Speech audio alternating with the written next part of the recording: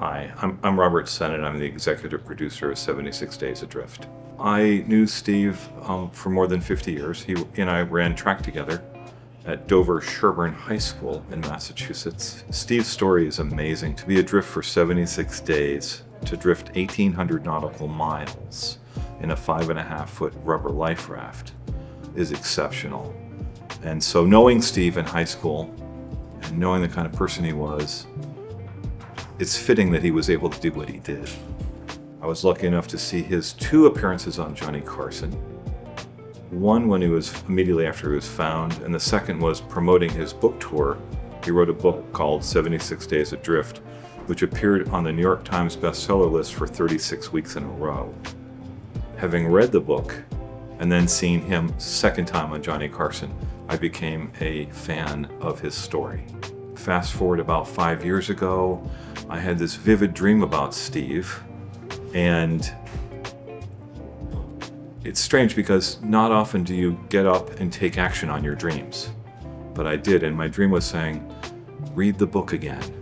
You have to read the book again. And there was a reason why. It's because I became so interested in re-interested in the story that I reached out to Steve because I wanted to try to tell his story. Steve had already engaged a documentarian, the director and producer of the film, Joe Ween. I hooked up with Joe, and we've been working on this film for the last 4 years.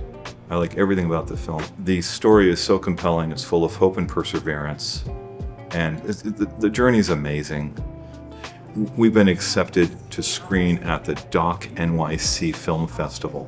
It's the most difficult and most exclusive documentary film festival in the world.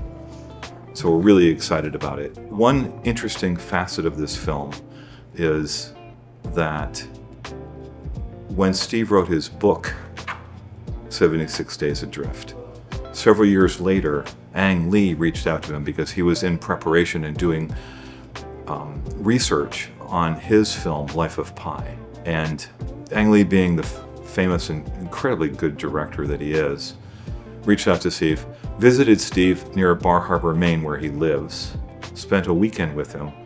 Steve took him and his associate out sailing in Penobscot Bay for a day. They got along pretty well. Ang Lee said goodbye, but then 6 months later, out of nowhere, he calls. He's in Taiwan doing the film, and he's having a very difficult time with the water scenes and some of the just some of the, you know, the scenes that involve everything about surviving on a raft and being so lonely and being, you know, completely desolate. So Ang Lee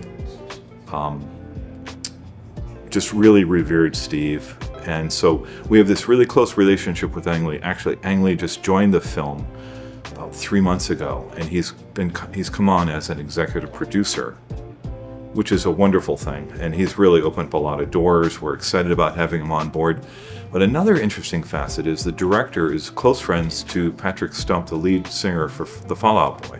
It's a hard rock band that usually warms up and tours with Green Day. Patrick agreed and offered to do the sound score. Did the sound score, took him about a year. Liked it, but wasn't, you know, just wasn't quite satisfied with it. So he takes and sends it, his digital synthesized package that he created for the score, to the Royal Scottish Orchestra in Edinburgh. They receive it, practice it, and finalize it, and do it in front of a huge jumbotron. And it's just this wonderful piece of art that really supports the film.